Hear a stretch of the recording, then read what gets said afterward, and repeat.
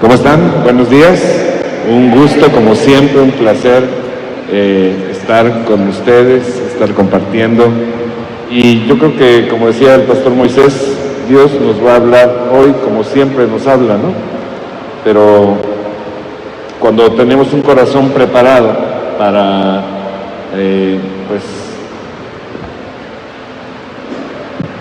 escuchar, para recibir lo que Él tiene que decirnos, pues entonces la comunicación de parte de Dios se vuelve un mensaje de corazón de Dios al corazón nuestro, de corazón de Dios a nuestra vida, porque Él siempre, siempre, siempre nos quiere bendecir. Amén. Bueno, dos creen que Dios los quiere bendecir. Claro, siempre nos quiere bendecir. Pues quiero compartirle, quiero darle los buenos días a usted que nos está viendo también, bienvenido. Y quiero compartirle un mensaje que se llama Ya te vi, ya te vi. Y le voy a explicar un poquito cómo es esto, por qué es este nombre, ¿no? Cuando yo estaba en la universidad, teníamos un maestro, un gran maestro que yo admiraba mucho. De hecho, al terminar la carrera, yo le pedí que fuera mi asesor de tesis. Y él fue mi asesor de tesis, o sea, me ayudó para hacer todo este trabajo y poder titularme. Y pues este maestro, cuando había examen, al principio, o sea, cuando iba a empezar el examen, nos decía: miren, yo voy a estar aquí sin moverme, voy a estar sentado aquí en mi escritorio y pueden copiar si gustan, pero al que yo agarre copiando, está reprobado. Cuando lo vea, no voy a decir nada, nada más me voy a parar y en el pizarrón voy a escribir: ya te vi. Y nadie va a saber quién es, pero yo ya lo vi. Al final, cuando entregue su examen, esa persona le voy a decir: tú eras al que vi, estás reprobado. Pues en ese grupo de la universidad casi todos trabajábamos y teníamos horario mixto en la escuela. O sea, por ejemplo, íbamos a la escuela de 7 a 9 de la mañana, luego a las 9, 8:50 nos íbamos corriendo al trabajo porque entrábamos a las 9, la mayoría nos daban chance en nuestros trabajos de llegar 15 a 20 minutos tarde, a veces los maestros nos dejaban salir 5 o 10 minutos antes para poder llegar a nuestros trabajos y salíamos generalmente a las 6 de la tarde, pedíamos chance de salir unos 15 a 20 minutos antes para poder llegar a la escuela a las 6, que empezaban nuevamente las clases, y terminaban a las 10 de la noche. Y a las 10 de la noche salía uno súper cansado, imagínense, todo el día, pero todavía para llegar a la casa a hacer tarea y estudiar. Entonces era pues muy pesado, ¿no? Para la vida diaria, ¿no? Estar así todos los días y al otro día levantarse a las 5 de la mañana para poder arreglarse, bañarse, peinarse, desayunar y llegar a la escuela a las 7 de la mañana.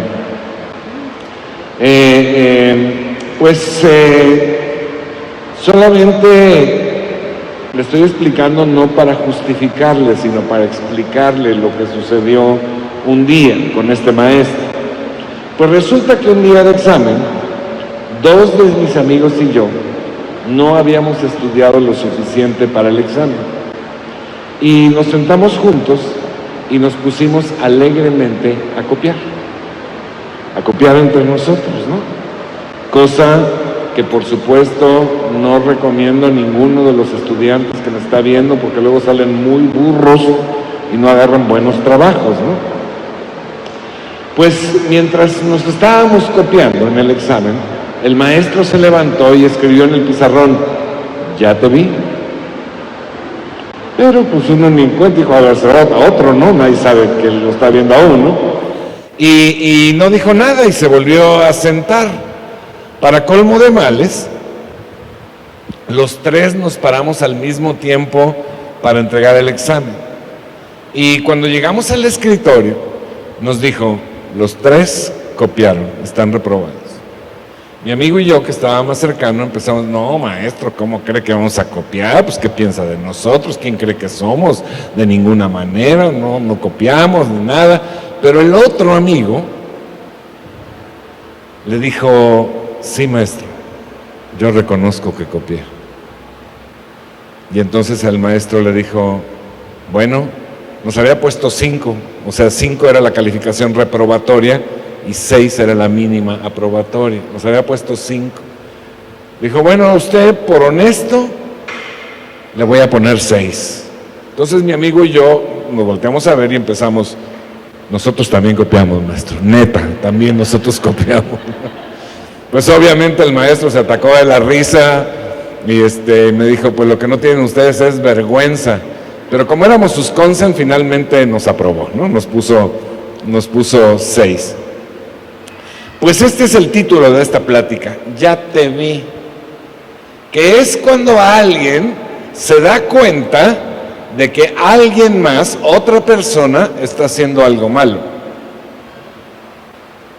Si yo me doy cuenta que fulanito de tal está, no sé, en lo que sea, haciendo algo malo, yo me doy cuenta y puedo decir, ya te vi, ya te vi.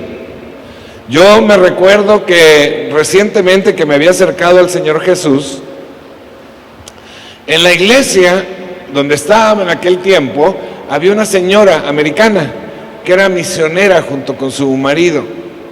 Y esta señora ya era una anciana, pero era profeta. Era profeta. Y la verdad es que la señora era súper buena onda, era muy amable, muy tranquila, pero yo no me le quería acercar mucho porque yo sentía que cuando ella me miraba, en su interior estaba pensando, ya te vi. Ella creo que nunca se lo imaginó, pero mi conciencia me acusaba. Entonces, pues, nunca me dijo nada ella, por supuesto. Así que yo mejor la evitaba, no fuera a ser, ¿verdad? Que un día se le ocurriera decirme, ya te vi. O sea, en mi imaginación yo pensaba que tan solo de verme ya sabía que estaba yo haciendo mal. Que ella un día me iba a decir, ya te vi. Pero hay gente que sí te lo dice, ya te vi. Y te acusan de todo lo malo que has hecho, real o imaginario. Se les llena la boca de acusarte y de condenarte. ¿Le ha tocado? ¿A alguien le ha tocado? Que lo acusen y lo condenen, nada más a 2. Pues los demás han de estar sordos o ciegos, porque a todos, ¿verdad? A mí sí, y muchas veces. Y no estoy diciendo que está bien que hagamos cosas malas, por supuesto. De ninguna manera. Lo que quiero decir es que está mal acusar y condenar a otros, como si el que lo está haciendo no tuviera de qué acusarlo y condenarlo. ¿Me está entendiendo? O sea, no hay inocente ni uno solo. En la Biblia hay un pasaje que siempre me ha llamado la atención, mucho, por supuesto por lo que dice, pero también me ha llamado mucho la atención por lo que no dice. Así que yo le voy a invitar a que abra su Biblia en el libro de Juan, el Evangelio según San Juan, capítulo 8. Puede abrirlo ahí en su celular, si no trae Biblia escrita, o en su tablet o en su computadora. Y lo voy a leer en la Nueva Versión Internacional. Juan capítulo 8, versículo 3. Dice, mientras hablaba, o sea, mientras hablaba Jesús, los maestros de la ley religiosa y los fariseos le llevaron a una mujer que había sido sorprendida en el acto de adulterio. La pusieron en medio de la multitud. Maestro, le dijeron a Jesús, esta mujer fue sorprendida en el acto de adulterio. La ley de Moisés manda apedrearla. ¿Tú qué dices? Intentaban tenderle una trampa para que dijera algo que pudieran usar en su contra. Pero Jesús se inclinó y escribió con el dedo en el polvo. Como ellos seguían exigiéndole una respuesta, él se incorporó nuevamente y les dijo: muy bien, pero el que nunca haya pecado, que tire la primera piedra. Luego volvió a inclinarse y siguió escribiendo en el polvo.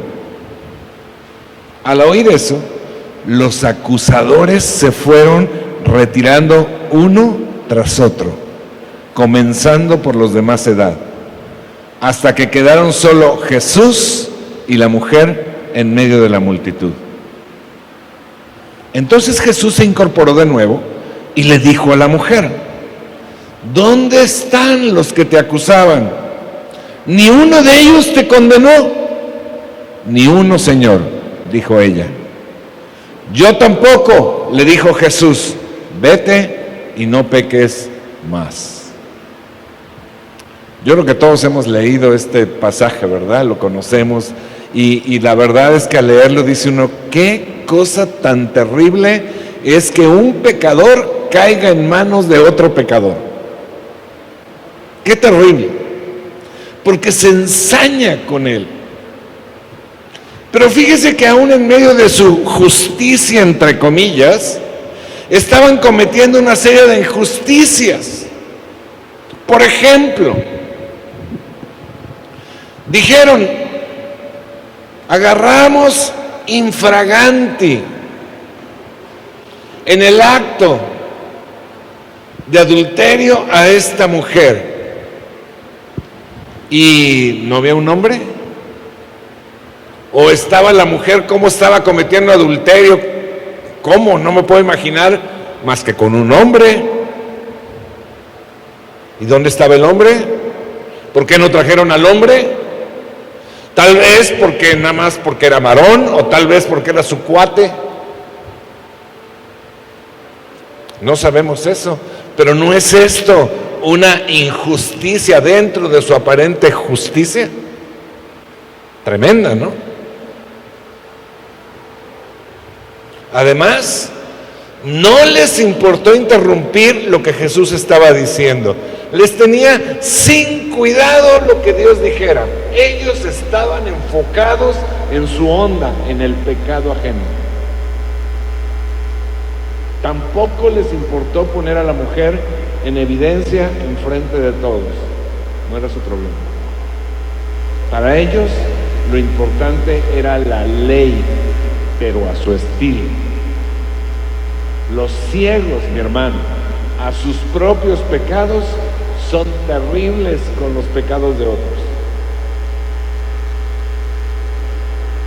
Me cuentan que en un juicio estaba el abogado acusador, el fiscal, y pues parado ahí ante el juez y los juzgadores, ¿cómo se llaman? El jurado, los miembros del jurado, y le dicen: miren al acusado, su mirada torva, su frente estrecha, su gran boca maliciosa, su ganchuda nariz amenazadora, sus ojos hundidos, sus escuálidas mejillas tétricas, su apariencia siniestra. Y el acusado dice: disculpe, joven, ¿me van a juzgar por ladrón o por feo?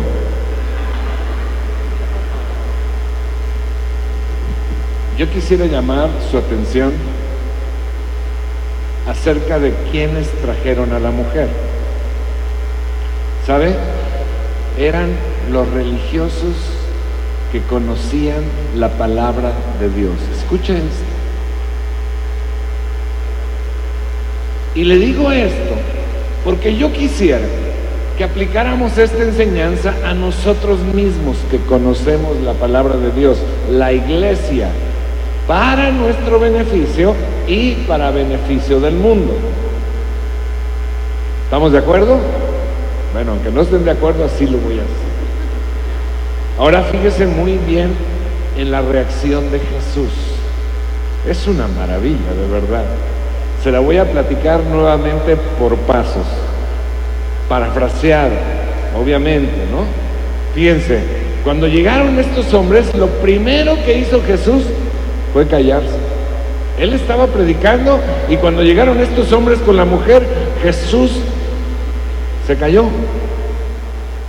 ¿Sabes, mi hermano? Cuando la gente está más interesada en sus propias cosas, no tiene interés en lo que Dios dice y no tiene sentido seguirles hablando de la palabra de Dios.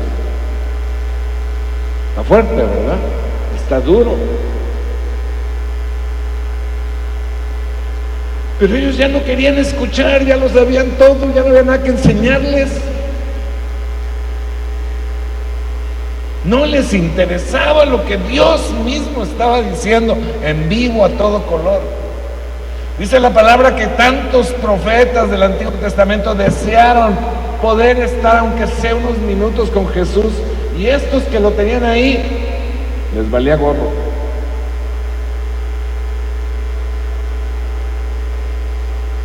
¿Sabe? Esta gente que tiene interés en sus propias cosas, no van a escuchar más. Jesús dijo, no le echen las perlas a los cerdos. No sea que las pisoteen. Es decir, si ellos ya conocieron la palabra, no tiene sentido seguirles enseñando si no la aprecian ni quieren practicarla.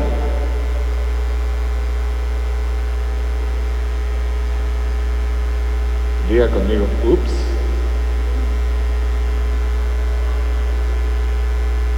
Y después Jesús se agachó y comenzó a escribir en la tierra.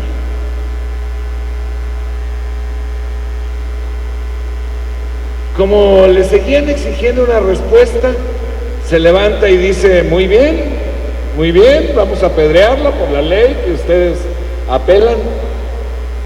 Y el que nunca haya pecado, aviéntele la primera piedra.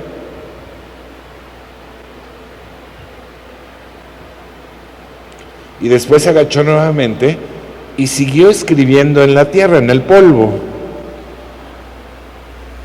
Le dije que me fascinaba este pasaje por lo que dice, pero también por lo que no dice. Las palabras de Jesús son una bomba que desafiaban a los acusadores y desafiaba su tipo de justicia. Pues el que esté libre de culpa, el que no tenga pecado, pues adelante.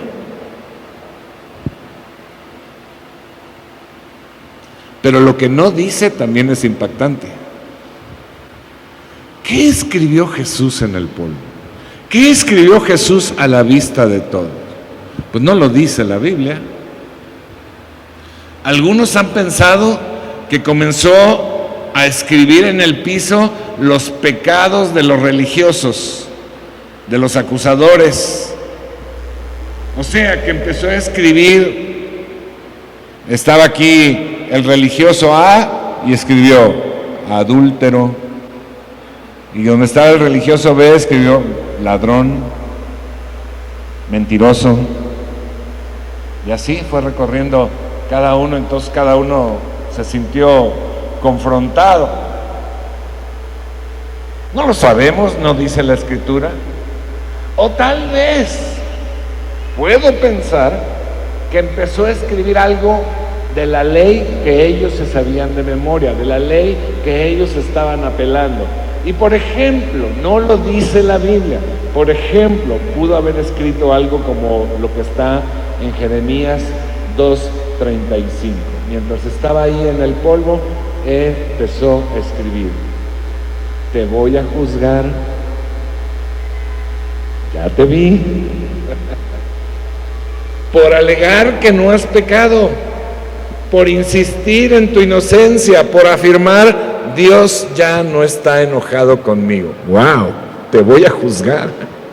Ya te vi. Así como tú la viste a ella, yo ya te vi.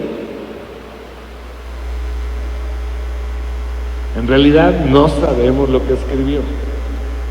Lo que sí sabemos es que la palabra de Dios, hablada o escrita, confronta los corazones. Entonces, los acusadores se fueron retirando hasta que no quedó ninguno. Finalmente Jesús le dice a la mujer: ¿dónde están los que te acusaban? ¿Ni uno de ellos te condenó? Ni uno, Señor.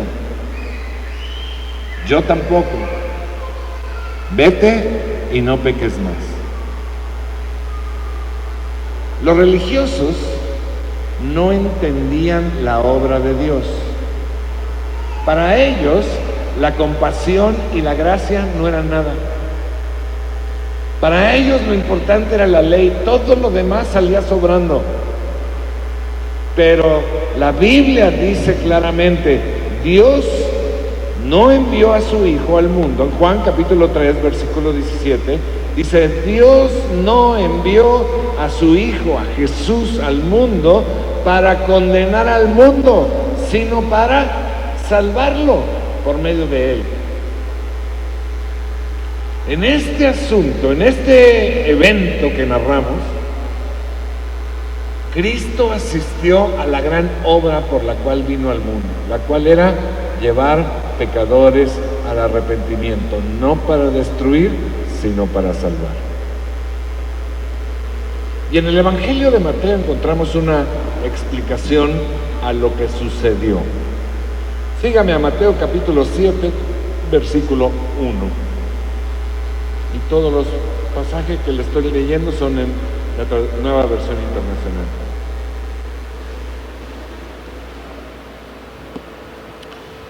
Dice la palabra: no juzguen a nadie. Ok, voltee con el que está a su lado y dígale: no juzgues a nadie, para que nadie te juzgue a ti. Porque tal como juzguen, se les juzgará, y con la medida que midan a otros, se les medirá a ustedes. ¿Por qué te fijas en la astilla que tiene tu hermano en el ojo y no le das importancia a la viga que está en el tuyo? O sea, ¿por qué te fijas en el pecadito que está haciendo el otro cuando tú, al estarlo juzgando, tienes un pecadote?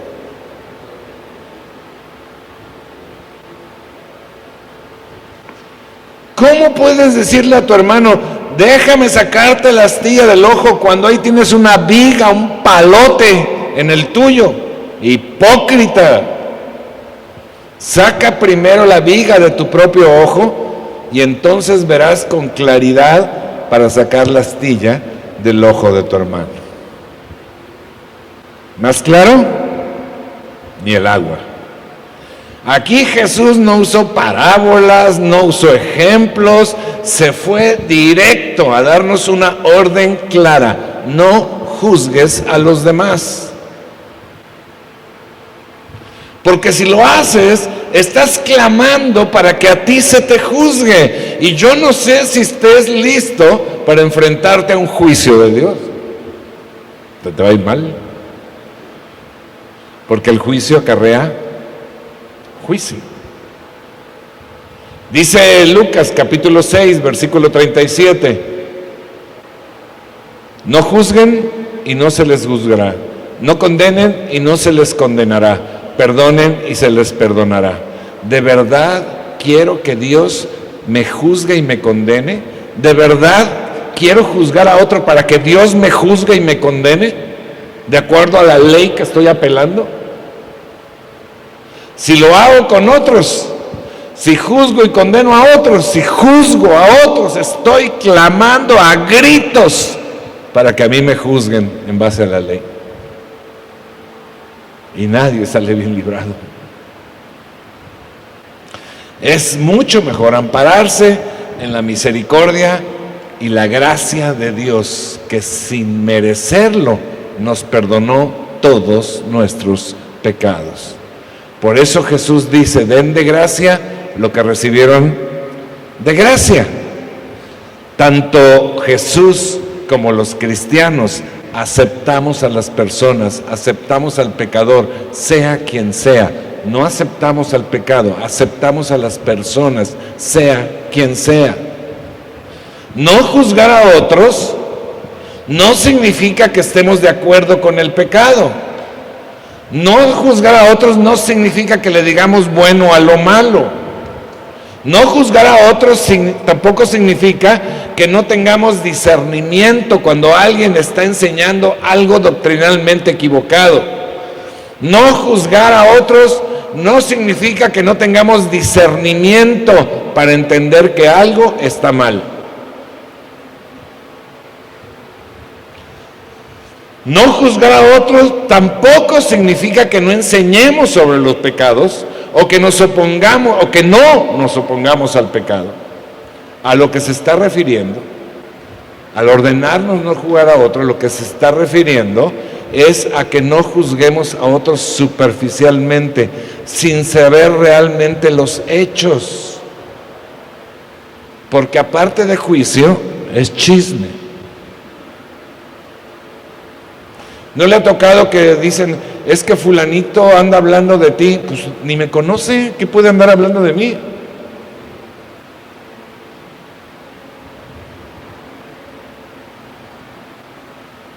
Se refiere a que no juzguemos a nadie por las apariencias. Se refiere a que no juzguemos a otros hipócritamente, como si nosotros no tuviéramos cola que nos pisen.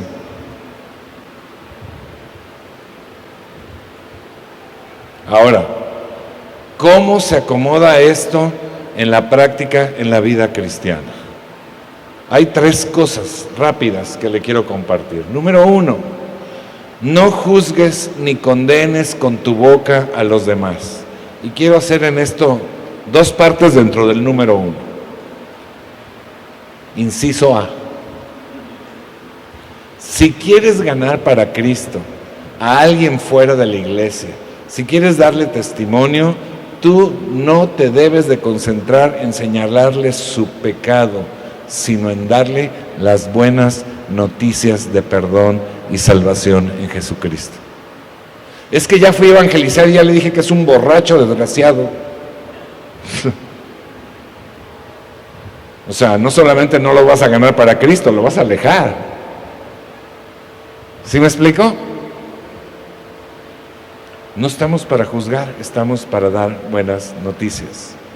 Inciso B, si esa persona viene a la iglesia y tiene algo que no te guste, se viste de una manera que no te gusta,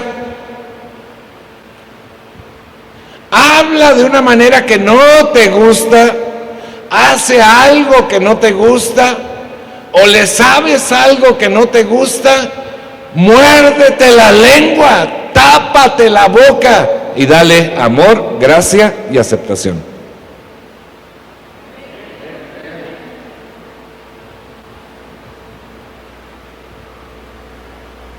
¿Lo repito o ya entendieron? Entonces denme un amén pero fuerte. Ok. Si lo juzgas, una vez entró una persona, no lo voy a narrar exacto pero entró una persona y se me acercó otra persona y me dijo, ¿ya vio cómo viene vestido? ¿No le va a decir algo? Y yo, ¿por qué? Le dijo. ¿Yo por qué? Pues es que es impropio, pues para ti es impropio y a lo mejor para alguien más, pero esa persona viene a buscar a Dios. Si yo le digo algo, ¿sabes qué va a pasar la próxima semana? Pues no va a venir.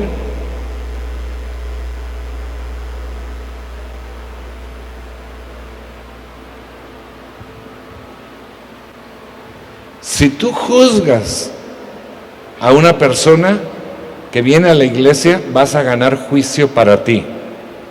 Y esa persona no volverá a la iglesia. ¿Y sabes qué es lo más? Hay 2 cosas graves en esto. Dios te va a pedir cuentas de esa vida.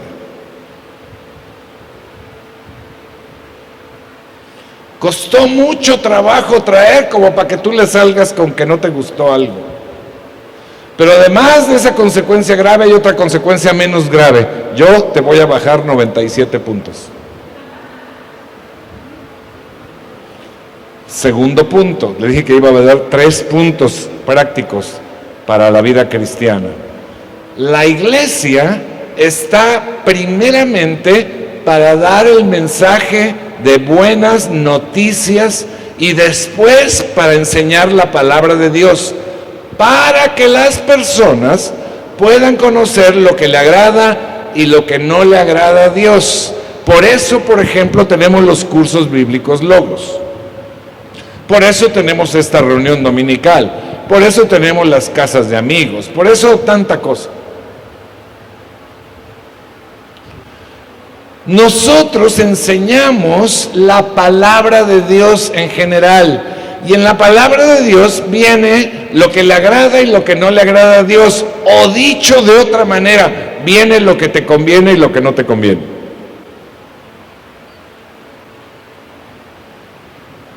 Y tercera aplicación práctica.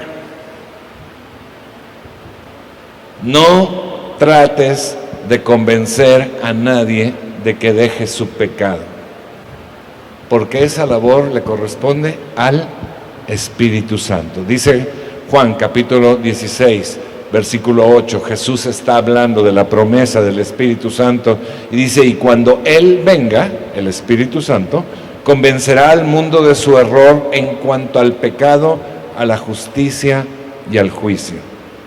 Entonces, mi hermano, nos toca calladito, nos vemos más bonitos para no juzgar a otros, nos toca enseñar para que la persona sepa lo que le agrada y lo que no le agrada a Dios, o sea, lo que le conviene y lo que no le conviene, y nos toca orar para que esa persona reciba el convencimiento del Espíritu Santo. ¿Me está entendiendo? Eso no significa tampoco que los más maduros puedan ayudar a los más débiles a superar algún pecado, siempre que sea en un verdadero deseo de ayudar en amor, gracia y misericordia, como la consejería que anunciaba el pastor Moisés. Ahora fíjese bien, quiero terminar con esto. Hay un pasaje de todos conocido que usamos como una promesa de Dios para suplir todas nuestras necesidades. Y así es un pasaje de todos nosotros conocido como una promesa para suplir todas nuestras necesidades. Pero déjeme revisar brevemente con usted el versículo central de esta promesa. Así que abra su Biblia en Mateo capítulo 6, versículo 33. Mateo 6, versículo 33. Dice, creo que todos lo han leído alguna vez. Dice, más bien, busquen primeramente, ¿en qué lugar? Primeramente, el reino de Dios y su justicia, y todas estas cosas les serán añadidas. Aquí habla de que la promesa es condicional, es decir, habla de buscar dos cosas antes que nada para que la promesa sea una realidad. Y estas dos cosas que hay que buscar primeramente son el reino de Dios y su justicia. ¿Qué son estas cosas? ¿A qué se refiere? Algunos piensan que buscar primeramente el reino de Dios y su justicia es ir a la iglesia. Pues no, hay que ir a la iglesia, claro, pero no es esto, no es nada más eso. Se lo voy a explicar, pero no se preocupen, no voy a hacer un estudio largo, nada más le voy a decir dos cositas muy sencillas. Las dos cosas que debemos buscar se refieren al estilo de vida diario del cristiano. El reino de Dios es todo aquello donde se hace la voluntad de Dios. O sea, buscar el reino de Dios es servir al Señor diario, adorarlo diario, buscarlo en intimidad diario, honrarlo con nuestros bienes diario, compartir el mensaje de salvación con otros diario. Eso es buscar primeramente el reino de Dios. Y la justicia de Dios dice que la paga del pecado es muerte, condenación eterna, desconexión de Dios, pero que Él mismo satisfizo su justicia con su muerte en la cruz. Y nosotros, culpables de pecado, recibimos la gracia de ser declarados inocentes. ¡Qué maravilla! Buscar la justicia de Dios es que yo esté consciente de esto.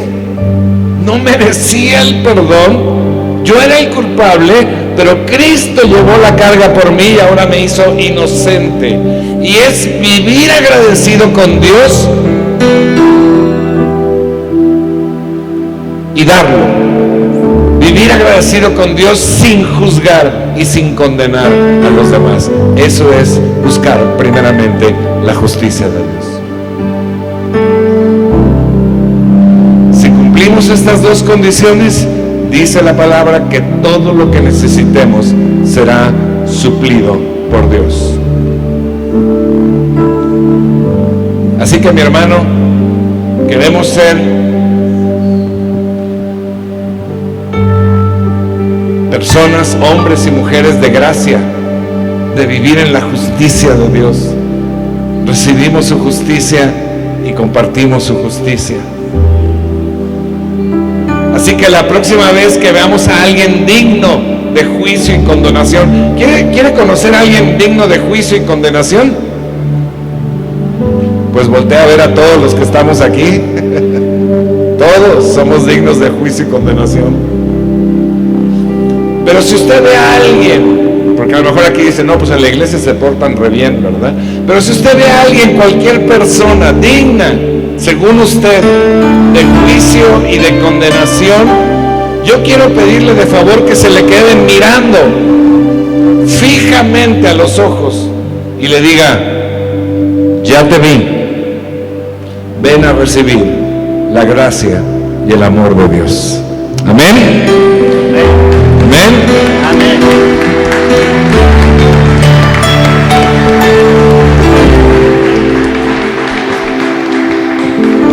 Hace tal vez un día, hace tal vez una semana o varias semanas o varios meses o varios años, tú fuiste llevado ante Dios por el acusador Satanás. Ibas encadenado y te arrojó al piso. Tú estabas consciente de que eras culpable de 1000 delitos y no te atrevías ni siquiera a levantar la mirada. Estabas angustiado y sabías que merecías la pena de muerte.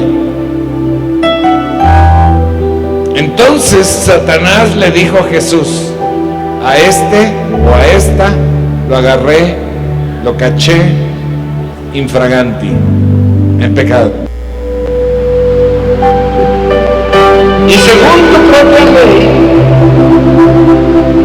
es digno de muerte. Vamos a apedrearlo.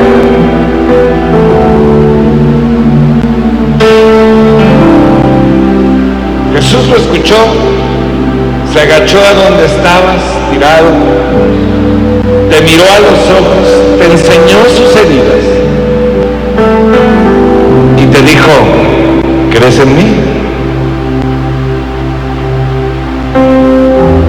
Tú sentiste al instante un rayo atravesando tu mente, tu corazón, tu espíritu. Tú sentiste al instante la esperanza y que la vida empezaba a fluir. Y le dijiste, sí Señor, sí creo. Entonces Jesús empezó a escribir en el piso, bien clarito para que el diablo lo viera. Y empezó a escribir, como bien sabes, diablo, el precio de su rescate ya lo pagué con mi sangre. Entonces el diablo lo vio y se retiró.